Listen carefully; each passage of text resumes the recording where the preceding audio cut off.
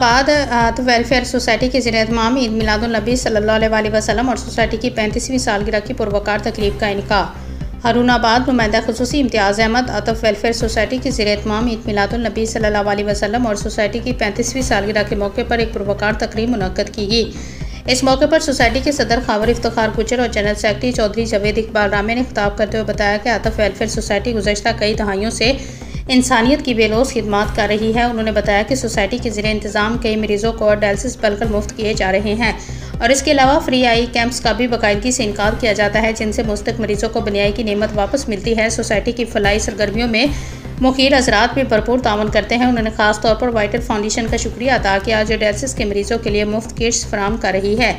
मज़ीद बरा खावर इफ्तिखार गुजर ने ऐलान किया कि अब सोसाइटी की इमारत को बिजली की लोड शेडिंग और अखराजात से बचाने के लिए सोलर पैनल पर मुंतकिल किया जा रहा है।